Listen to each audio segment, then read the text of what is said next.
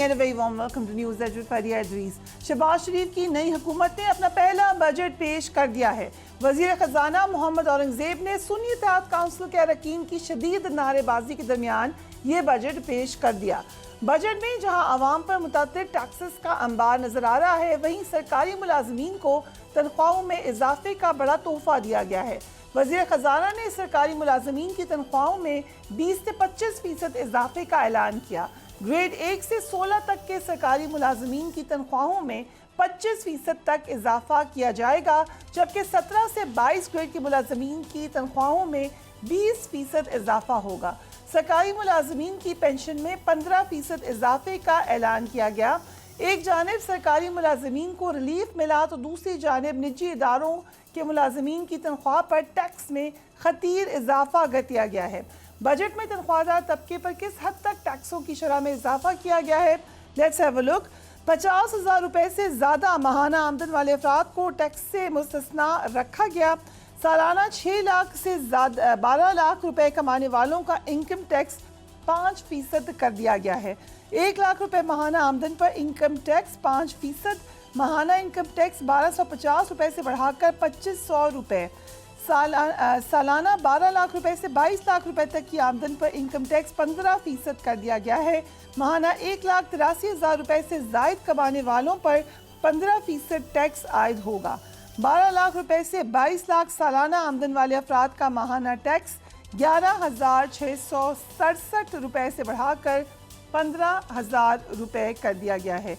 सालाना 22 लाख रुपए से 32 लाख रुपए आमदन वाले अफराद पर 25% टैक्स आयद कर दिया गया है। जो सेलियन फीचर्स हैं वो आपके सामने हैं। वज़ीर ख़जाना ने बजट तकरीर का इख्तिताम पर एक बड़ी इंपॉर्टेंट बात की। उन्होंने कहा कि इत्तफाक राय होना चाहिए, एक नेशनल कंसेंसस होना चाहिए।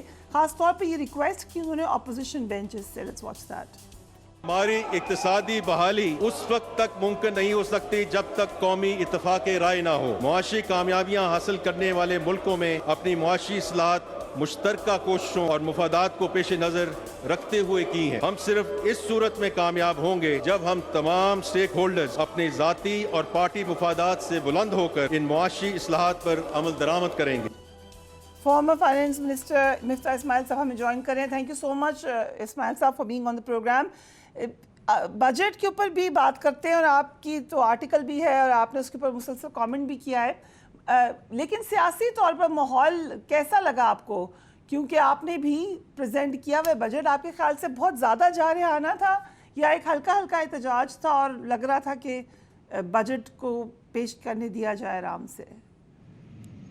मैंने 2 बजट पेश किए हैं और दोनों मरतबा अल्हम्दुलिल्लाह पूरे ऐवान में शोर मचता रहा था और शोर गूंज रहा था। और एक मरतबा तो शिरीन मज़ारी साहिबा ने मेरी बजट स्पीच छीनने की भी कोशिश की थी। फिर हमने कामयाब तो नहीं हुई थी, वैसे आपने बचा ली थी। उसके बाद हमने रुबीना साहिबा को लाके खड़ा कर दिया था सामने ताकि वो उधर आ ना सकें। तो ये तो पाकिस्तान की एक सियासी हकीकत है कि आज अपोजिशन और जो है वो गवर्नमेंट दस्तों गिरेबा हैं। लेकिन जो हुकूमत के लिए ज़्यादा ख़तरे की बात थी, सच्ची बात है, वो पीपल्स पार्टी का बाइकआउट था इनिशियल, कि हमसे पूछ के नहीं बनाया है और जो पीपल्स पार्टी नहीं आई है। बिकॉज़ आप जानती हैं कि पीपल्स पार्टी के वोट के बगैर ना ये बजट पास हो सकता है, ना हुकूमत एक दिन भी चल सकती है। तो पीपल्स पार्टी का बाइकआउट जो था मेरे ख्याल से वो भी आपको बता रहा है कि थोड़ा सा स्ट्रेसफुल माहौल हो गया है। बट एक तासुर ये है कि पीपल्स पार्टी शायद रस्मी किस्म का एक कर रही है एहतजाज। जैसे कि हमने देखा कि जो बिल था पंजाब का फ्रीडम ऑफ स्पीच के हवाले से, उसमें भी उन्होंने एहतजाज तो ज़रूर किया लेकिन वो पास भी हो गया। इसी तरीके से शायद बजट में होगा। नहीं, पास तो हो ही जाएगा बजट मेरे ख्याल से। पीपल्स पार्टी वाले भी आखिर में अच्छे बच्चे हो जाते हैं। और इस तरह आपने बताया ये जो प्रिवेंशन ऑफ जो मीडिया के ख़िलाफ़ जो बिल बनाया है, और अफसोस की बात है कि शहीद मोहतरमा बेनज़ीर भुट्टो की पार्टी के गवर्नर बैठे हुए हैं वहाँ पे जब ये बिल साइन हुआ, क्योंकि वो चले गए थे मेरे ख्याल से कुछ कहीं पर जी। तो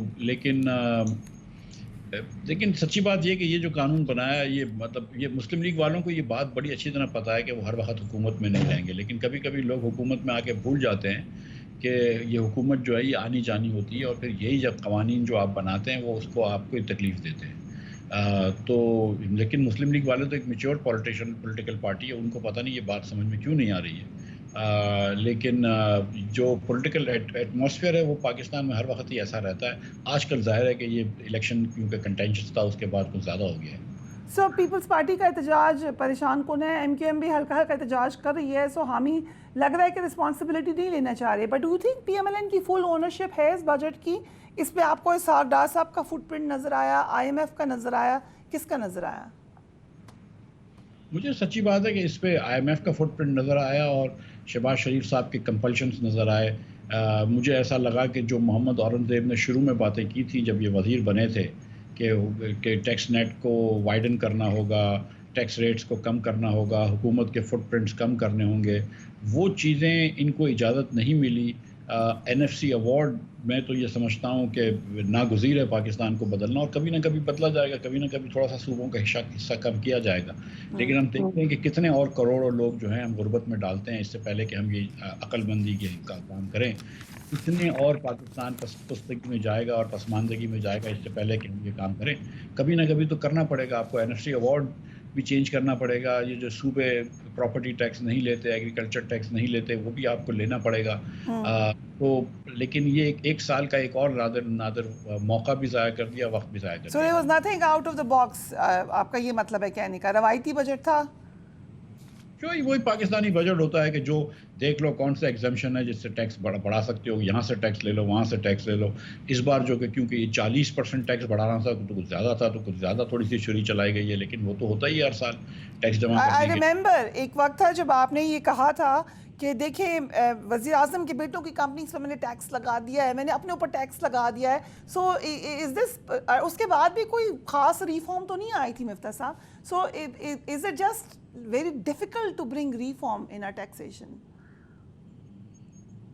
دیکھیے بیسک ہم کو 2-3 چیزیں کرنی پڑیں گی. ہمیں ایک ہارزونٹل ایکویٹی ڈالنی پڑے گی اپنے ٹیکس میں. ہارزونٹل ایکویٹی سے مراد ہے کہ اگر 2 لوگوں کی تنخواہیں برابر ہوں یا آمدن برابر ہو تو ان کو ٹیکس برابر دینا چاہیے. یہ نہیں ہو سکتا کہ ایک آدمی جو ٹی وی کے چینل پہ نوکری کرتا اور 1 لاکھ روپے کماتا ہو اس سے تو آپ ٹیکس لے لیں, لیکن ایک صاحب جو ہے وہ 10 لاکھ روپے کماتے ہوں ایگریکلچر کے ماہانہ, لیکن ان سے آپ ٹیکس نہ لیں. یہ غلط بات ہے. اسی طرح یہ بھی نہیں ہو سکتا کہ آپ کسی صابن خریدنے پہ تو ایک چوکیدار سے, ایک ماسی سے, ایک ڈرائیور سے 18% ٹیکس لے لیں, لیکن مرکز روڈ پہ اربوں روپے کی پراپرٹی پہ جو رہتے ہوں صاحب ان سے ہم ٹیکس نہ لیں. تو یہ دونوں چیزیں ہیں نا, ورٹیکل ایکویٹی کے امیر آدمی زیادہ اپنی انکم کے فریکشن دے گا ٹیکس میں, اور غریب آدمی اور تمام لوگ جو ہیں وہ برابر ٹیکس دیں گے, برابر انکم والے. یہ دونوں اصول ہم کو وائلیٹ کرتے ہیں. یہاں تک وائلیٹ ہم کو کرنا ہے. اور یہ بات درست ہے کہ میں نے جب سپر ٹیکس لگایا تھا تو اپنی کمپنیوں میں وزیر اعظم کے بیٹوں کی کمپنیوں کے اوپر ٹیکس لگا تھا. اور یہ بھی میں آپ کو بتا دوں کہ وہ ٹیکس بھی ضروری تھا, لیکن وہ ناکافی ہے. ہم صرف مینوفیکچرنگ کے اوپر ہی ٹیکس لے رہے ہیں, ہم صرف نوکری پیشہ لوگوں کے اوپر ٹیکس لے رہے ہیں. میں نے ادھر اس وقت آپ کو یہ پتا ہے کہ دکانوں پہ بھی ٹیکس لگانے کی کوشش کری, لیکن واپس ہو گیا. آج مجھے بڑی امید تھی اللہ کی ذات سے کہ آج ٹیکس آئے گا, آج بھی وہ ٹیکس نہیں آیا. میں اس پہ بہت ڈس اپوائنٹڈ ہوں کہ ریٹیلر کے اوپر ٹیکس نہیں آیا. جو مین مسئلہ آبویسلی تنخواہ دار طبقے کو تو یہی نظر آتا ہے. پرائیویٹ سیکٹر میں تنخواہوں کا جو حال ہے آپ اچھے طریقے سے جانتے ہیں. سرکاری ملازمین کی ضرور تنخواہ بڑھنی چاہیے, لیکن یہ ایک دفعہ it adds salt to the injury کہ ایک طرف آپ کی اکانومی بالکل خراب ہو رہی ہے, ایک طرف آپ کی انہی سرکاری ملازمین ہی رسپانسبل ہوں گے نا ایٹ سم پوائنٹ کہ آپ کا کام, آپ کی سرکار ٹھیک چل ہی نہیں رہی اور ان کی تنخواہ میں اضافہ ہوتا جاتا ہے. دوسری پرائیویٹ سیکٹر میں آپ ٹیکسیشن کرتے جاتے ہیں. How does it look? دیکھیں فریاد, تھوڑا سا میرا ڈفرینٹ اوپینین ہے یہاں پہ.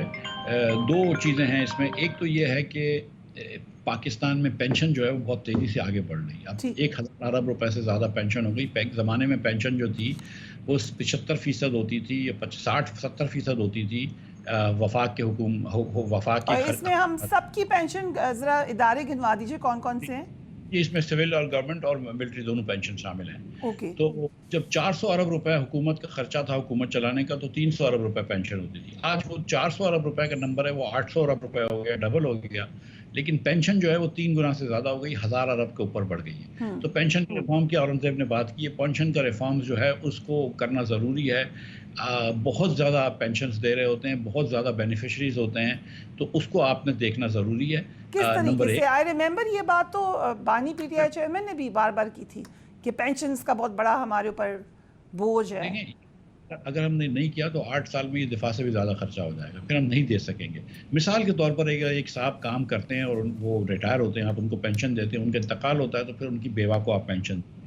جب بیوہ کا انتقال ہوتا ہے تو ان کی اگر کوئی غیر شادی شدہ لڑکی ہے تو جب تک وہ زندہ رہے گی جب تک آپ ان کو پینشن دیں گے. کبھی کبھی کہیں آپ نے پیرنٹس کو بھی پینشن دینی ہوتی ہے، اگر پیرنٹس زندہ ہیں یا کوئی اور بچے زندہ ہیں. تو اس کے بعد جو لوگ ہیں کہ اگر حکومت سے ریٹائر ہوئے اور پھر حکومت میں واپس نوکری کر لی تو وہ بھی تنخواہ لے رہے ہیں، یہ پینشن بھی لے رہے ہیں. اگر 2 مختلف اداروں سے ریٹائر ہوئے تو 2 پینشن لے رہے ہیں. اور اکثر لوگ جب ریٹائر ہوتے ہیں تو ان کی پینشن جو ہے وہ ان کی تنخواہ سے زیادہ ہو جاتی ہے. تو یہ بہت ساری ایسی چیزیں ہیں کہ جس کو آپ نے پہلے تو وہ کرنا ہے. اس سے 100-200 ارب روپے بچ جائیں گے. اس کے بعد پھر آپ نے اس کے بعد ریفارمز کرنے ہیں کہ اس کی فائنینسنگ کرنی ہے. تو یہ کام بہت ضروری ہے. لیکن میں یہ سمجھتا ہوں کہ دیکھیں جب تک ملک جو دیوالیے کے نہج پہ رہے گا اور جب تک آپ NSE ایوارڈ کو نہیں دیکھیں گے، باقی ساری چیزیں جو ہے نا اب یہ آج دیکھیں آپ نے ایکسپورٹرز کے اوپر زیادہ ٹیکس لگا دیا، آپ نے دوائیوں کے اوپر ٹیکس لگا دیا، آپ نے ملک پاؤڈر کے اوپر ٹیکس لگا دیا. اب آپ کہاں تک جائیں گے؟ لیکن آپ جو ہے وہ پراپرٹی کے اوپر ٹیکس نہیں لگا رہے. آپ جو ہے وہ 1400 ارب روپے آپ نے صوبوں کو آپ نے PSDP میں رکھے ہیں. اس کے علاوہ 100 ارب روپے آپ نے کہا ہے کہ پرائیویٹ پبلک پارٹنرشپ میں حکومت خرچ کرے گی اور 200 ارب روپے حکومت کی کمپنیاں خرچ کریں گی. 1700 ارب روپے کا PSDP آپ کر رہے ہیں، 2100 ارب کا صوبے کر رہے ہیں. یہ 3.8 ٹریلین روپے ہم اس کے آدھے پیسے بچ سکتے تھے. 3000 اسکولیں بلوچستان میں جو پچھلی بنی ہیں اس میں سے 2700 خالی پڑی ہوئی ہیں. یہ گوشت اسکولیں بنتی ہیں، ہم اس کو PSDP گنتے ہیں. ہم بار سندھ کے اندر کلان کی لائننگ کرتے ہیں، ہم اس کو PSDP گنتے ہیں. ہم بہت ساری ایسی چیزیں کرتے ہیں کہ جو سچ مچ کچھ سے ڈیولپمنٹ کا کوئی تعلق نہیں ہوتا. اور جب آپ نئے پروجیکٹس کھول رہے ہوتے ہیں، آپ اس میں 10 ارب روپے خرچ کر دیتے ہیں 100 ارب کے پروجیکٹ میں، اس کے بعد پیسے ختم ہو جاتے ہیں تو وہ پروجیکٹ رک جاتا ہے. اس کو ڈی موبلائزیشن کرنا، پھر ری موبلائزیشن کرنا، پھر اس کی کاسٹ انکریز ہو جاتی ہے. یہ پیسے ضائع ہو جاتے ہیں. اس وقت آلریڈی 17,000 ارب روپے کا پلاننگ ڈویژن میں تھرو فارورڈ ہے، یعنی کہ 17,000 ارب روپے آپ کے پاس ہوں تو جو ایگزسٹنگ سارے پروجیکٹس ہیں آپ پورے کریں گے. اس کے بعد آپ کو نئے پروجیکٹس کی کیا ضرورت تھی؟ 75 ارب روپے اس وقت آپ کو MNAs کو دینے کی کیا ضرورت تھی؟ اور ہر صوبہ بشمول بلوچستان کے، بشمول سندھ کے اور بشمول پنجاب کے، وہ کم از کم 1 ارب روپیہ سالانہ دیتا ہے اپنے MPA کو اپنے علاقے میں کام. 600-700 ارب روپیہ آپ اس وقت MNAs اور MPAs کو دے رہے ہیں اور دوسری طرف آپ کہہ رہے ہیں کہ یار آپ دوائی خریدنے جائیں تو اس کے اوپر ٹیکس دیں. یہ زیادتی ہے نا. یہ بڑی انٹرسٹنگ بات ہے. we'll talk about it اور خاص طور پہ پرائیویٹائزیشن کے حوالے سے بھی right after break.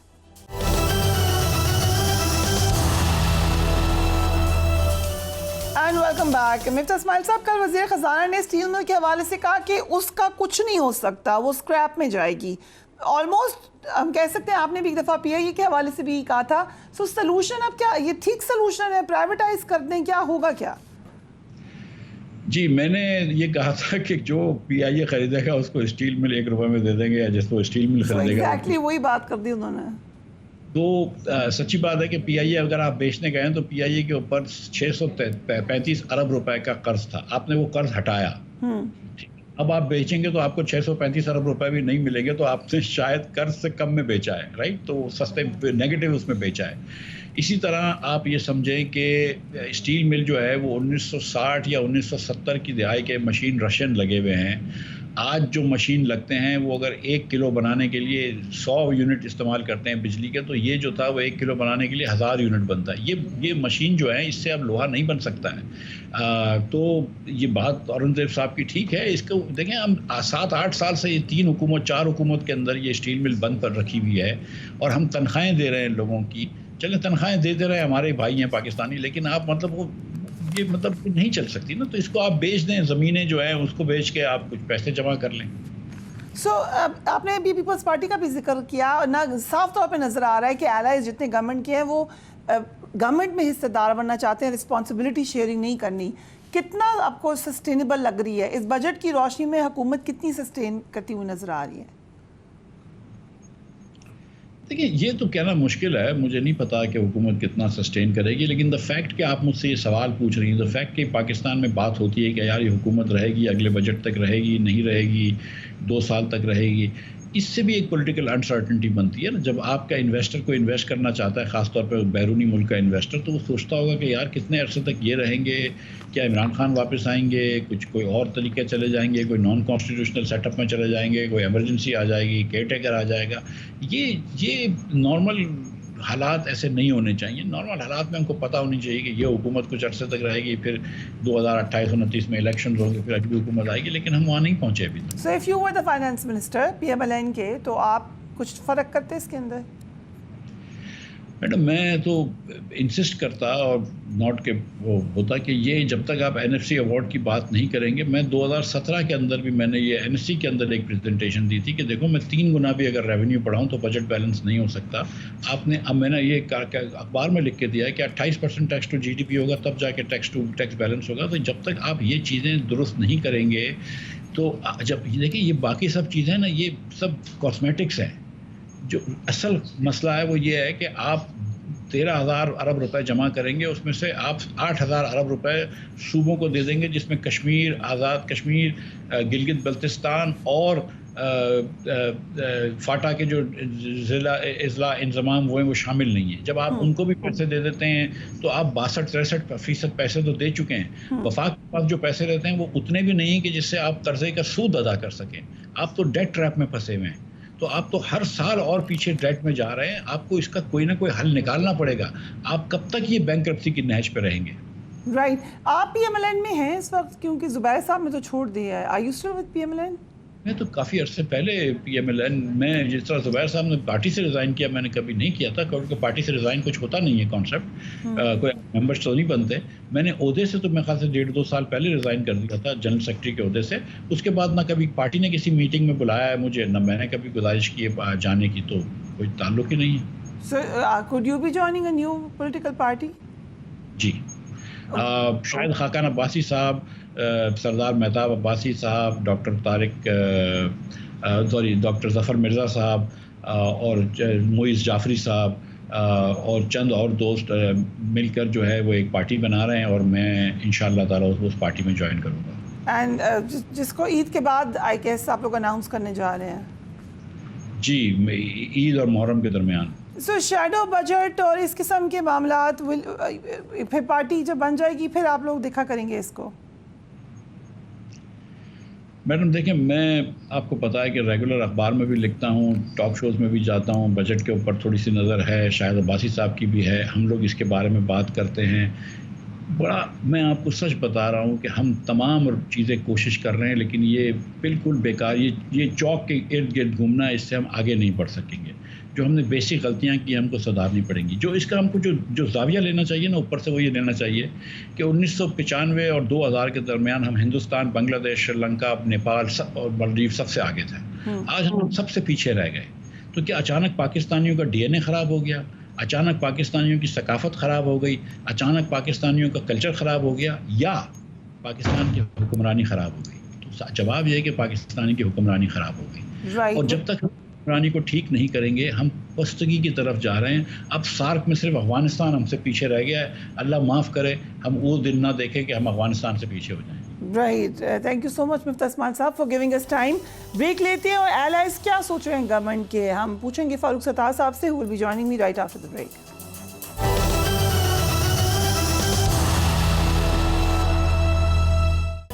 Welcome back. آج قومی اسمبلی کا بجٹ اجلاس تھا اور حکومت کو اہم اتحادی جماعت جو ان کی پیپلز پارٹی ہے ان کی ناراضگی کا شدید سامنا کرنا پڑا. پیپلز پارٹی نے پبلک سیکٹر ڈیولپمنٹ پروگرام پر تحفظات کی وجہ سے بجٹ اجلاس کے بوائیکاٹ کا اعلان کیا. نائب وزیر اعظم اسحاق ڈار نے چیئرمین پیپلز پارٹی بلاول بھٹو سے ملاقات کی اور اس ملاقات کے بعد پیپلز پارٹی نے اجلاس کے بوائیکاٹ کا اعلان واپس لیا.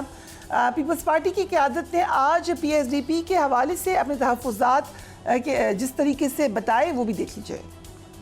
जो कुछ हमें एतमाद में नहीं लिया गया है, हमसे डिस्कस नहीं किया गया है PSDP के ऊपर, कि जो तय था कि चारों सूबों में जो PSDP होगी तो वो बैठ के तय करनी पड़ेगी। यही बातें हैं कुछ चंद जो मैं पहले दिन से कहता वो कहते थे कि हमने ब्रीफिंग दी है, ब्रीफिंग में और डेलिब्रेशंस में फर्क होता है कि हम उसी कश्ती में हैं, इसमें अगर कुछ नुकसान हुआ PML नून का नहीं होगा, हमारा भी होगा। PSDP एक अग्रीमेंट था कि पीपल्स पार्टी के साथ नून लीग बनाएगी, वो अग्रीमेंट वायलेट हुआ है। आज सिर्फ बजट स्पीच सुनने के लिए पीपल्स पार्टी यहाँ नहीं है। पीपल्स पार्टी फैसला ये हुआ है कि पाकिस्तान पीपल्स पार्टी इस बजट स्पीच में मौजूद नहीं है। ऐसा पीपल्स पार्टी नहीं बल्कि MKM पाकिस्तान भी हुकूमत को आंखें दिखा रही है। MKM पाकिस्तान के सीनियर रहनुमा डॉक्टर फारूक सत्तार ने कहा है कि हमने हुकूमत को गले से पकड़ रखा है और अगर कराची के मसाइल हल के हवाले से हुकूमत ने गला छुड़ाने की कोशिश की तो फिर हुकूमत की नाम नहाद अक्सरियत का पोल खुल जाएगा। डॉक्टर फारूक सत्तार मेरे साथ बैठे मुस्कुरा रहे हैं इस बात पर। Thank you so much and very warm welcome to you. More than welcome जी। सो ज़्यादा गले से पकड़ना है और मज़ीद की ढील देनी है। देखें, ये असल में ना मुहावरा या ये जुमले पॉलिटिकली यूज़ होते हैं कि भाई इस बार हमने उनको इतनी आसानी से नहीं जाने देना और उनके ऊपर एक एक चीज़ वाज़े कर दी है कि भाई इस वक्त मुल्क की बका सलामती के क्या तकाज़े हैं, उसमें सियासी बहरान को भी एड्रेस करना है और माशी बहरान को तो करना ही करना है। और सियासी बहरान एक वजह होता है माशी बहरान की। ठीक। इसलिए जो हुकूमती जमातें हैं ना, हलीफ जमातें, चाहे वो उन्होंने वजारतें ली हों या ना ली हों, पीपल्स पार्टी भी एक हलीफ जमात है, वो हरीफ नहीं है, अपोजिशन में नहीं बैठे हैं। तो उनको और MKM को और सबको हर मरहले पर एक इतना रेगुलर इंटरेक्शन होना चाहिए। पॉलिसी मेकिंग हो, डिसीजन मेकिंग हो। चाइना जा रहे हैं तो उससे पहले क्या है, और चाइना जा रहे हैं तो उसमें जो लोग गए शहबाज शरीफ साहब के साथ, उसमें क्या सारी पार्टियों की रिप्रेजेंटेशन थी? उसमें क्या, मैं तो कहता हूँ कि इतना बड़ा एंटरेज ले जाने की ज़रूरत ही नहीं है आपको, क्योंकि अब आपको तो एक्सपेंडिचर्स को कम करना है जी। अब तो आपको मतलब आज तो फोकस ही दिया गया बजट में कि एक्सपेंसेस कम किए जाएं गवर्नमेंट के। हाँ। तो क्या मतलब एंटूराज में आप कह रहे हैं कम लोग जाएं लेकिन ऑन बोर्ड ले लें सबको? ऑन बोर्ड सबको लें। मैं तो एक मिसाल दी, नहीं लिया गया चाइना जाते हुए आप लोगों को ऑन बोर्ड? नहीं, कोई किसी मसले पे नहीं लेते ना, बिल्कुल नहीं लेते। किसी मसले पे देखे ना, जब मोहम्मद बिन सलमान के जो पूरा डेलीगेशन आया था SIFC के उसमें, तो उसमें MKM थी ही नहीं और पता ही नहीं कि वहाँ क्या हुआ, रोड मैप है, क्या इन्वेस्टमेंट आ रही है, प्रोजेक्ट्स जो बने वो क्या हैं, कुछ यू हैव नो आइडिया, कोई आइडिया नहीं है ना। अच्छा, इसका मतलब थोड़ी कि अगर एक मिनिस्ट्री खालिद मकबूल भाई को दे दी, जो कि हमने रिलक्टेंटली ली, हम लोग खुशी से, लेकिन हमने कहा कि अगर हम नहीं लेंगे तो उन्होंने कहा कि नहीं, देखें इसमें आना इसलिए ज़रूरी है ताकि अपोजिशन को मैसेज जाए कि हम सब एक साथ हैं। तो हमने कहा पीपल्स पार्टी को भी ले, कह रहे वो बजट के बाद आएंगे या कुछ अरसे के बाद आएंगे, लेकिन आप तो आ जाएं। फिर हमने कहा कि फिर ये जब हिस्सा बकदर जुस्सा जो अब हमें वजारतें दे रहे हैं वो तो ना काफ़ी है, और इससे मतलब और वो रेलिवेंट भी नहीं है जो आप दे रहे हैं। भाई हमारी वजारतों में पोर्ट एंड शिपिंग रेलिवेंट होती है, फिर IT को देंगे तो बड़े जो सॉफ्टवेयर हाउसेज हैं या बड़े जो IT के सेंटर्स बने हैं, स्कूल बने, वो कराची में, और फ्यूचर एक्सपेंशन भी वहीं होगी। इसी तरीके से जो इसके अलावा जो ओवरसीज़ पाकिस्तानीज़ की भी एक मिनिस्ट्री है जो हमारे साथ, फिर इंडस्ट्रीज़ मिनिस्ट्री आपके पास थी ओवरसीज़ की? मेरे पास थे, लेकिन मिनिस्ट्री ऑफ इंडस्ट्रीज़ भी तो इम्पॉर्टेंट है ना। ठीक है। और इंडस्ट्रीज़ अभी भी इतना कैपिटल फ्लाई कर गया, इतनी इंडस्ट्रीज़ चली गई और अभी तो और जा रही हैं। ठीक है। क्योंकि अब तो आम आदमी ही नहीं, अब तो सनतकार ताजिर भी खुदा की पनाह मांग रहा है और कह रहा है कि अब वो बिजली के बिल और गैस के बिल इतने कि उनकी टोटल कारोबार की फिजिबिलिटी आउट हो गई है, वारा ही नहीं खा रहा। तो उन्होंने तो अपने यूनिट्स जो है ना वो बंद कर दिए हैं, वहाँ रिट्रेचमेंट हो गई बड़े और हज़ारों लोग बेरोज़गार हो गए। तो इन चीज़ों पर तो बात करनी चाहिए ना रेगुलर। से कि MKM का इस बजट से कोई आपकी इसमें इनपुट नहीं है, कोई आपकी इसमें सिफारिशात नहीं है, कोई है? ऐसे ने इकबाल साहब से मुलाकात हुई थी एक वज़ीर आज़म से चाइना जाने से, हमने अपने मसले तो बता दिए, देखें ना जो, लेकिन हम कॉन्स्टिट्यूंसी स्पेसिफिक नहीं हो जाते। ठीक है, कराची तो नेशनल सिटी है और हब ऑफ इकोनॉमी और तरक्की का इंजन है, तो इसलिए हमारा मिलना और हमारी तजावीज़ इंफ्रास्ट्रक्चर कराची का 15 सालों से जो तबाही बर्बादी हुई है, बिला शिरकत गैर पीपल्स पार्टी ने जिस तरह उसको सौतेली माँ से भी बदतर सलूक करके नज़रअंदाज किया, اور مرکز سے بھی 40 ارب کی خیرات ملے, 4000 ارب کا ٹیکس جائے, تو دودھ دینے والی گائے کو روزانہ ذبح کریں آپ, سونے کا انڈا دینے والی مرغی کی اپنی خوراک کا کوئی انتظام آپ نہ کریں, اور ایک بوٹی کے لیے پورا بکرا کاٹ دیں, تو آپ روزانہ یہ کر رہے ہیں. تو اس کے بعد پھر کراچی جو کہ آپ کا اتنا بڑا سہارا ہے, آپ کی اکانومی کا اگر کوئی فیوچر ہے, کوئی آپ کی ریوائیول ہے اکانومی کی, کوئی سٹیبلائزیشن ہے, اور پھر فیوچر گروتھ ہے, وہ کراچی کے اوپر بیس کرے گی. But are you taking full ownership of this budget کہ ہمارا بجٹ ہے؟ ہم کیسے لے سکتے ہیں اس وقت جو سچویشن آئی ہے, اور اگر خدا نخواستہ ہمیں اس کو منظور بھی کرنا پڑتا ہے تو پھر کڑوی گولی ہی نکلیں گے نا ہم, کیونکہ ابھی تو 3-4 مہینے وہ حکومت کو بنے ہوئے. لیکن بجٹ تو پاس ہو جائے گا, پیپلز پارٹی بھی واپس آ جائے گی. تو اس کا مطلب یہ ہوا نا کہ ایک تو اسی لیے ہم نے یہ, ورنہ ہم بھی چاہتے تو پھر وہ کہتے یہ بلیک میلنگ ہے. بھائی ہم نے تو وہاں رہ کے ان کو یہ ساری باتیں بتائیں. میں نے جتنے بھی بجٹ کے بعد, بجٹ اسپیچ کے بعد جو میں نے کہا, دیکھیں غریبوں پر اگر بوجھ کم نہیں کریں گے, مہنگائی بے روزگاری کا, اور وہ کیسے تیل بجلی گیس کی قیمتیں کم کرنی ہوگی, اور یہ آپ کو اگر گیمبل یا جوا ہے تو یہ کھیلنا ہوگا. لیکن فاروق ستار صاحب, اگر آپ اس کو اونرشپ نہیں لے رہے ہیں تو آپ کو کبھی بھی کوئی ڈیٹیچ نہیں کرے گا. آپ اپنی کانسٹیٹوئنسی میں جائیں گے, لوگ کہیں گے آپ کی حکومت کا بجٹ ہے, آپ کی وجہ سے حکومت ہے. دیکھیں اس کا مطلب ہے کہ ہم کتنا آسان تھا, پیپلز پارٹی کی طرح ہم بھی وزارتوں میں نہ جاتے, ٹھیک, اور ہم بھی کہہ دیتے کہ بھائی ہم آپ کو سپورٹ کریں گے, لیکن ہم یہ بار نہیں لیں گے, رسپانسبلٹی نہیں لیں گے. ٹھیک, اور ہمارے درمیان یہی مشورہ ہوا تھا. لیکن اتنا اصرار تھا شہباز شریف صاحب کا, نواز شریف صاحب کا, کہ دیکھیں آپ کے ساتھ جو ہے وہ ہماری اسٹریٹجک پارٹنرشپ ہے, اور آپ کا کانسٹیٹیوشنل امینڈمنٹ بل ہم پاس کرائیں گے, باقی سیاسی جماعتوں کے پاس جائیں گے. انہوں نے میمورینڈم آف انڈرسٹینڈنگ ہم سے سائن کیا اور ایگری کیا.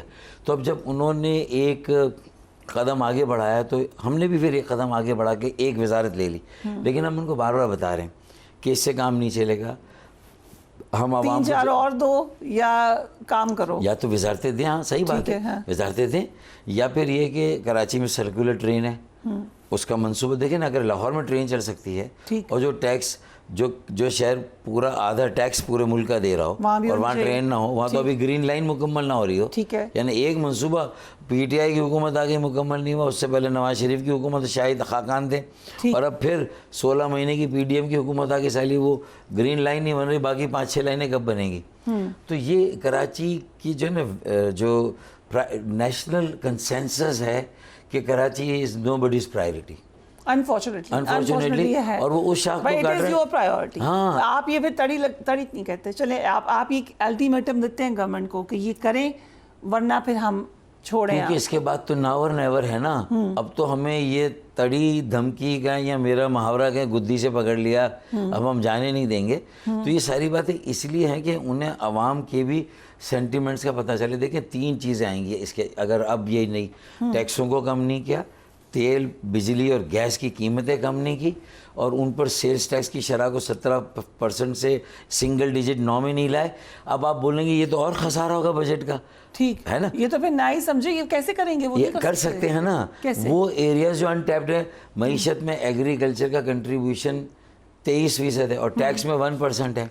تو وہ جو کھربوں روپے کی آمدنی گندم, کپاس, گنا, مکئی, ان ساری چیزوں کی فصلوں پر ہے, اور پھر ان میں سے بہت ساری چیزیں ایکسپورٹ بھی ہو جاتی ہے. یعنی مین آپ کی تو کراپ جو ہے, کیش کراپ تو کاٹن ہے, اور اس سے آپ کی ساری ویلیو. کسان پہلے ہی رو رہا ہے پنجاب میں. ویسے دیکھیں وہ کسان کو جو ہے نا, وہ کسان سے زیادہ وہ وڈیرا اور جاگیردار رو رہا ہے اصل میں, جو چاہتا ہے کہ سپورٹ پرائس ان کو ملتی رہے. اگر انٹرنیشنل مارکیٹ میں گندم 1500 روپے ہے, تو پھر کراچی والا 4000 روپے کی گندم کیوں خریدے؟ رائٹ ہے نا. دیکھیں دیہی علاقوں میں جہاں کسان ہے نا, وہاں تو ان کو گندم مفت مل رہی ہے, مطلب پولٹری ہے وہاں, مویشی ہیں, گوشت بھی مل جائے گا, دودھ بھی مل جائے گا, مکھن بھی مل جائے گا, گندم میں آٹا بھی مل جائے گا, چاول بھی مل جائے گا. شہر والے کہاں جائیں گے؟ ٹھیک ہے, صرف ٹیکس دیں گے. مطلب جو پوائنٹس آپ نے گنوائے ہیں, آپ کہہ رہے ہیں شہر میں, اور شہر میں جو غربت ہے نا, شہر میں غربت جو ہے نا, وہ اسکواٹرز میں, سلمز جو سیٹلمنٹس ہیں, کچی آبادی, وہ کوئی دیہی علاقوں اور گاؤں سے مختلف تھوڑی ان کی غربت ہے. ان کے پاس تو یہ پولٹری بھی نہیں ہے, مرغیاں بھی نہیں ہیں, ان کے پاس تو کوئی چیز نہیں ہے. تو اگر مطلب ہے کہ وہ صرف اپنی اکثریت جو ہے رورل ایریا کی, اور وہ وہاں سے فیوڈلز, وڈیرے, جاگیردار, سردار, سرمایہ دار آ رہے ہیں, تو اس کا مطلب ہے کہ وہ ایگریکلچر ٹیکس بچا رہے گنے کی فصلوں پر, اور پھر ملے بھی گنے کی. اگر انڈسٹری بھی کوئی کام کر رہی ہے تو صرف وہ شوگر کی کر رہی ہے, کیونکہ وہ بھی انہی کی ہے, سیاستدانوں کی اور وڈیروں جاگیرداروں کی. اچھا اس میں کیا پی ٹی آئی والوں کی بھی ہے, پی ٹی آئی والوں کی بھی ہے, پی ایم ایل این والوں کی بھی ہے, اور پیپلز پارٹی والوں کی بھی ہے. نہیں ہے تو ایم کیو ایم والوں کی نہیں ہے. اسی طرح پاناما لیکس میں بھی ایم کیو ایم والوں کا نام نہیں آیا, پراپرٹی لیکس میں بھی ایم کیو ایم والوں کا نام نہیں آیا. تو آپ کا صرف دوسری لسٹوں میں آتا ہے نام, ماضی میں. اس کا مطلب کس لسٹ میں ہمارا نام آتا ہے کہ جہاں پر اگر کبھی ہم سے غلطی ہو جائے. نہیں دیکھیں, بوری بند لاشیں بھی اگر آتی ہے اور اس کا الزام ایم کیو ایم پر آتا ہے, تو ایم کیو ایم کے بھی جو ہزاروں کارکنان شہید ہوئے وہ کس نے کی؟ انصاف تو پھر کرے نا. بتائیں صرف کسی نہ کسی نے تو کیے نا. میں کہہ رہا ہوں کسی نہ کسی نے تو کیے نا. کس نے کیے؟ دیکھیں مجھے کیا, آپ کمیشن بنا دینا, آئیں میں اور آپ مطالبہ کریں. لیکن میں کہتا ہوں کمیشن بنا دیں کہ ہمارے مخالفین کو کس نے مارا. فرض کر لیں کہ اگر ایم کیو ایم والوں نے مارا, فرض کر لیں, تو پھر ایم کیو ایم والوں کو بھی تو کسی نے مارا نا. سو الٹیمیٹم کیا ہے آپ کا؟ کوئی ڈیڈ لائن ہے گورنمنٹ کے لیے؟ الٹیمیٹم ہے کہ پاکستان کی بقا اور سلامتی سے جڑا ہوا یہ بجٹ اور معیشت. اب اس میں اگر روایتی بجٹ بنایا, اور آگے آپ نے دیکھ لیا بجٹ, اب اگر اس کے پاس ہونے تک ایگریکلچر کو ٹیکس نہیں کیا کہ وڈیروں جاگیرداروں چھوٹے, دیکھیں نا 6 لاکھ کی تنخواہ پر سال کی, یعنی بیوی اگر 5 تنخواہ دار تب کا 50,000 تنخواہ مہینے کی, سال کی 6 لاکھ تو آپ ٹیکس دیں گے. ٹھیک ہے. اور جن کی اربوں میں آمدنی وہ ٹیکس نہیں دے رہے. میں نہیں کہہ رہا, تو ان کی سیلنگ بڑھا دیں. ان کی 6 لاکھ پہ ہے نا, آپ 25 لاکھ کر دیں ایگریکلچر. سو پیپلز پارٹی اور ویلتھ ٹیکس, حکومت کے جانے کی بات ہو رہی ہے, دولت پہ ٹیکس, جائیداد کا انبار لگا, یہ ہونا چاہیے. ٹھیک ہے, یہ پوائنٹس آگے ابھی پتہ چل جائے گا. اگر یہ نہ ہوا تو آپ نہیں سپورٹ کرے بجٹ. دیکھیں اگر میں یہ تو ابھی حتمی طور پہ نہیں کہوں گا نا کہ میں کوئی کنڈیشن لگا رہا ہوں. میرا فرض یہ تھا کہ میں SOS کال دوں, خطرے کی گھنٹی بجا دوں, کیونکہ اب صرف میری بقا سلامتی نہیں ہے, سیاسی میرا مستقبل تو داؤ پہ لگا ہوا ہے. اگر میں اس بجٹ کو سپورٹ کروں گا میرا لگا ہوا ہے. ٹھیک ہے نا. لیکن مجھے انہوں نے چپ کرانے کے لیے, تھوڑا خاموش رکھنے کے لیے کراچی کے K4 پہ ایک بڑی اور خطیر رقم رکھ دی ہے. پہلی بار ایسا ہو رہا ہے. اسی طریقے سے وہاں انفراسٹرکچر کی ڈیولپمنٹ کے لیے الگ سے ایک رقم رکھ دی ہے. ٹھیک ہے. یہ 2-3 ایسی باتیں کی ہیں جس سے انہوں نے کہا ہے کہ دیکھو بھائی ابھی اتنا کر سکتے ہیں, باقی چیزیں بعد میں. پہ آپ لوگ کی تسلی ہوئی. میں یہی کہہ رہا ہوں, لیکن ہم پریشر تو رکھیں گے. ٹھیک ہے. سو فارم 47 اس سے دیکھیں میرے آنسو وقتی طور سے تو وہ پہنچ دیں گے, لیکن بات ہے کہ پاکستان کے لوگوں کا کیا ہوگا. 3 ریئیکشنز ہوں گے. بات ہو سکتی ہے تیسرا یہ کہ خودکشیاں بڑھ جائیں گی, دوسرا, اور تیسرا یہ کہ جرائم بڑھیں گے جو بڑھ گئے. اسٹریٹ کرائم کراچی میں اور دیکھیں نا کہیں اور اتنا نہیں, لیکن کراچی میں کیوں ہو رہا ہے کہ کراچی میں بے روزگار کراچی میں آتا ہے, سیلانی سے کھانا کھاتا ہے, JDC کا کھانا کھاتا ہے, پھر اس کے بعد یہ دیکھتا ہے کہ اب مجھے نوکری تو مل نہیں رہی, تو وہ ایک کوئی نہ کوئی ارینج کرتا ہے چھوٹا موٹا اسلحہ, اور اس میں کوئکلی سب, کیونکہ وقت تھوڑا ہے, میں چاہ رہی ہوں کچھ ہم سیاسی کوسچنز بھی جلدی سے کے ڈاکو آ گئے وہاں تو بہت سارے کراچی میں آ گئے. یہ ایک الگ ہی تو وہاں کا دیکھیں نا کراچی کی ڈائنامکس ہی الگ ہے. آئے ہیں لائے گئے ہیں, دونوں باتیں ہیں نا. اب دیکھیں نا اگر ایسا ہے کہ کراچی کا کوٹا ہے پولیس میں, ٹھیک ہے, جب کوٹا سسٹم خیر آئی نہیں ہو گیا, لیکن چلے مان لیا, تو وہ 40% تو سندھ کے شہروں کو, اب اس میں ہمارا کوٹا ہے, تو وہ 50 سیٹیں خالی ہے, لیکن وہ لاڑکانہ نواب شاہ سے جیکب آباد سے پولیس افسران لا کے یہاں پوسٹ کر دیے گئے. اچھا میرے بھائی ہیں, مجھے ذاتی طور سے ان کے ساتھ کوئی بغض اور بیر نہیں ہے, لیکن اگر میری 50 سیٹیں ماری گئی اور وہاں 50 جو خالی ہوئی وہ آپ نے وہاں سے فل کر دی, تو یہ تو کئی دھاری تلوار سے مجھے ہی روزانہ کاٹا جا رہا ہے نا. یہ کس طرح کب تک یہ چلے گا؟ اب اس میں اگر PMLN بھی اتنی مجبور ہے کہ وہ پیپلز پارٹی کے وڈیروں جاگیرداروں جو 15 سالوں سے ہم پر مسلط ہیں, اپنی مصنوعی آبادی کی جو اکثریت ہے, کیونکہ ان کی آبادی ہر سینسس میں بڑھائی جاتی ہے, اور جہاں پوری دنیا کا انفلکس ہے, جہاں ویتنامی, بنگالی, جہاں افغانی, یعنی ہر پوری دنیا کے لوگ, پورے ملک کے لوگ انفلکس ہے, تو وہ آبادی بڑھتی نہیں. یہ تو بڑی مشکل سے اس بار ہم نے تھوڑی آبادی ریکور کرائی نگرانی کر کے. سو ایک سٹیٹمنٹ خالد مقبول صدیقی نے دیا, انہوں نے کہا کہ ہم فارم 47 والے نہیں ہیں, ہم 1947 والے ہیں. کون ہے فارم 47 والا؟ کس کو PMLN کو کہہ رہے ہیں؟ وہ تو انہیں پہ الزام لگتا ہے. نہیں PTI والے تو سب کو کہہ رہے ہیں نا. آپ کس کو کہہ رہے ہیں؟ نہیں وہ تو آپ کو بھی کہہ رہے ہیں. نہیں, ہم تو یہ کہہ رہے ہیں کہ ابھی تو یہ فارم 47 پر ہے نا, ابھی تو فارم 49 کا قصہ نہیں چھڑا. پچھلی بار جب ہماری 8 سیٹیں چھینی گئی تھی نا, ہمارا فوکس فارم 45 تھا. ٹھیک ہے نا. اچھا, تو فارم 45 کے ہمیں ملے ہی نہیں تھے.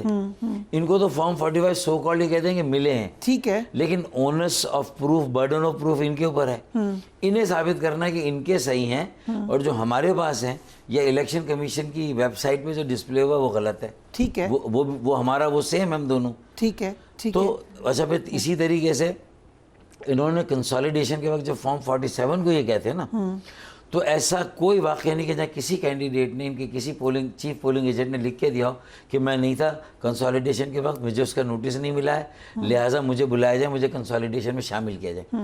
اب آپ پٹیشن ساری الیکشن ٹریبیونل میں وہ دے رہے ہیں جس کو بیس فارم 47 بنا رہے ہیں. تو دیکھیں, کہنا آسان ہوتا ہے, لیکن اس کو ثابت کرنا, اس پہ عمل کرنا easier said than done نا بیوی. رائٹ. ڈائیلاگ کی بات ہو رہی ہے, سب سے پہلے میرے خیال سے آپ ہی نے شروع کی تھی کہ ان کو لے کر آئیں, بات چیت میں کریں. لیکن آج جب ناشتے والا جو مشورہ تھا اڈیالہ جیل, مشورہ دیا تھا کہ کورٹ ان کی ریزرو سیٹیں واپس کر دے, اس سے پہلے آپ بڑا دل کر کے. اچھا, یہ بڑا امپورٹنٹ ہے. اندر مشورہ دیا تھا ہم نے. اندر مشورہ کس کو دیا تھا آپ نے؟ پی ایم ایل این کو کہا تھا کہ دیکھیں یہ آپ ان کو دے دیں, اس سے ہو جائے گا کہ ایک فضا جو ہے وہ جو فارم 45, 47, 48 وہ ساری دھول بیٹھ جائے گی. اور ایک آپ کا, اور یہ رول میں الاؤڈ نہیں ہے, رول الیکشن لا میں نہیں ہے. آپ الیکشن لا کو امینڈ کرتے ہیں, آئیں بیٹھیں, اکثر ہم کرتے ہیں آپ کے لیے. کس طرح سے دیں گے, لیکن امینڈمنٹ کر لیں سب مل کر, امینڈمنٹ کر لیں, وہ فارم بھر دیں. کیا کہا پی ایم ایل اے نے؟ This will be a good gesture. مطلب وہ کہتے تھے نہیں, ہمیں تو 2/3 اکثریت چاہیے, اور 2/3 اکثریت سے ہمیں کچھ اور چیزیں کرنی ہیں. تو اب اگر کورٹس نے دے دیں تو پھر اس کا مطلب آپ کی سبکی ہوگی نا, پولیٹیکلی آپ کا ایکیومن ایکسپوز ہو جائے گا کہ آپ سیاسی طور پر بچے ہیں, ضدی ہیں ضدی. مطلب لگ تو یہی رہا ہے نا.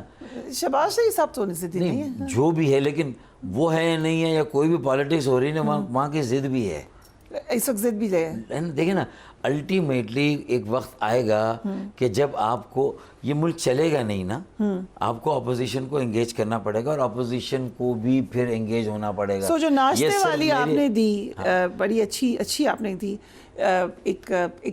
آپ کے ایک سفارش کی آپ نے, یا ایک آئیڈیا دیا, اس پہ کوئی عمل ہوتا نظر آ رہا ہے آپ کو؟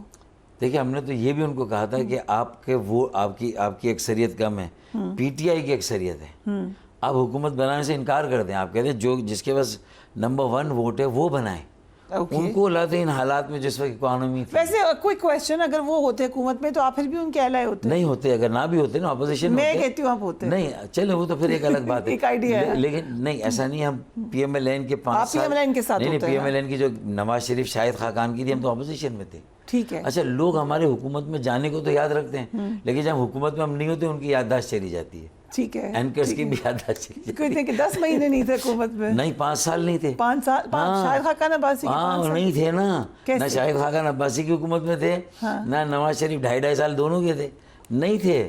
ٹھیک ہے, ایلائی نہیں تھے. ہاں نہیں تھے نا, تو اصل میں لوگوں کو وہ ٹائم یاد نہیں رہتا. لیکن اصل میں آپ یہ کہہ رہے ہیں کہ اگر پی ٹی آئی کو گورنمنٹ دے دیں, آپ نہیں ہوں گے ان کے, نہیں ہوں گے, تو پھر وہ بنا ہی نہیں سکتے حکومت. نہیں, پیپلز پارٹی کے ساتھ بنائے نا. اچھا, آپ پیپلز پارٹی کو ڈیموکریسی کی خاطر قربانی دینی چاہیے, اور جب پی ایم ایل این مولانا اور پی ٹی آئی فضل الرحمان کو ایکسیپٹ کر سکتی ہے, تو انہیں پیپلز پارٹی کو بھی ایکسیپٹ کرنا چاہیے نمبرز کے لیے. اس پہ کیا کہا انہوں نے, اس مشورے پر پی ایم ایل این نے؟ خاموش تھے. آپ کو لگتا ہے کہ یہ کہیں نہ کہیں مشورہ ڈسکس ہو رہا ہے؟ پتہ نہیں, ہوا تھا نہیں ہوا تھا, اب تو وہ خیر اب تو بہت بات نکل گیا. اب کیا ہوگا فاروق ستار صاحب؟ ابھی کوئی آپ ناشتہ لے کے چلے جائیں اڈیالہ؟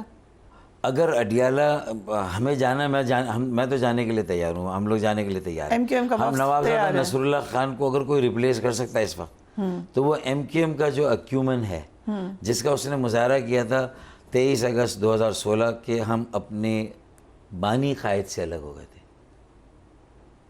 بالکل ہو گئے تھے.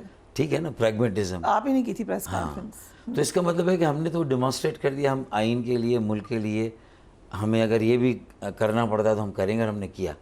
اسی طریقے سے ہم نے آپس میں جو طے کیا, بہت ساری ہم نے چیزیں ایسی کی جو ریفارمز ایم کیو میں کہیں. کھالے جمع کرتے تھے نا, ہم نے آتے ہی کھالے جمع کرنا بند کر دیا, ہم نے کہا ہمارا کام ہی نہیں ہے. ٹھیک ہے. تو ایسی بہت ساری, پھر پولیٹیکلی بھی اگر کسی کے ساتھ گئے تو ان کو بھی مشورے دیے کہ بھئی اس طرح کریں. شیڈو بجٹ یہ ہم کئی سالوں سے دے رہے ہیں, کوئی اور جماعت دے نہیں.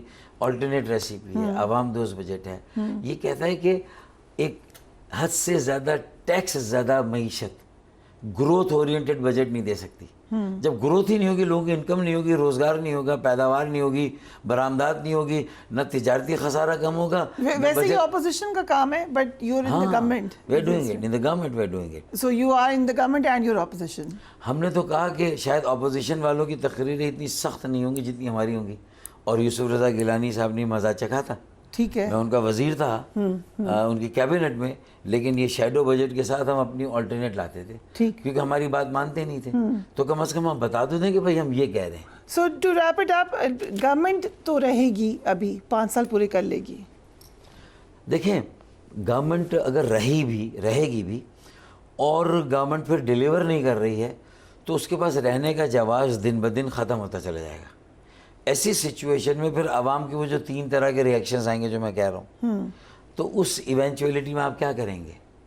क्या करेंगे? इसीलिए तो कह रहा हूँ कि अभी से बंद बांध देना, अभी से आप डैम बनाएं, और वो डैम है कि किसी तरह पहले तो हुकूमत में जमाते आपस में एक नेशनल एजेंडा पे जो है वो एक हो जाए, फिर अपोजिशन को नेशनल एजेंडा पे एग्री कराएं। ठीक है। और फिर अगर अपोजिशन को कोई ऐसा ऑलिव ब्रांच देना पड़ता है कि कोई, मैं देखिए मफरूज है, रिजर्व सीट वाली बात, या जेलें, औरतें, ये सब लोग जो हैं इनको ये सारी चीज़ें, ये सारी चीज़ें कि भाई ये सब तो आनी जानी है।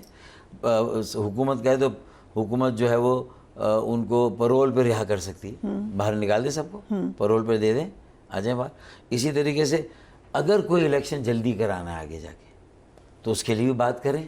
मिड टर्म इलेक्शन, ये है, गूंज है ये मिड टर्म इलेक्शन। देखिए, मैं तो कहता हूँ कि गूंज ना भी हो तो आज नहीं है तो 2 महीने बाद होगी, लेकिन मैं पहले से सारी बातें, मैंने सुना कुछ अहम जगहों पे ये डिस्कस हुआ है। देखिए ना, इसलिए होगा ना कि जब रास्ते मसदूद हो जाएंगे, बाकी सारे रास्ते बंद हो जाएंगे, तो कहीं ना कहीं से कोई रास्ता तो निकालना होगा ना। So mid term election in 2 years, 3 years, 2 years, 2.5, 3 years, ये देखिए ये मफरूज हैं। मैं कोई इस हुकूमत की नवंबर नेक्स्ट ईयर, इस हुकूमत के टर्म कंप्लीट करना चाहिए, ये असेंबलियाँ रहनी चाहिए और इसी में रह के हमें हल निकालना चाहिए, वरना ये सिर्फ एक हुकूमती जमात की नाकामी नहीं होगी।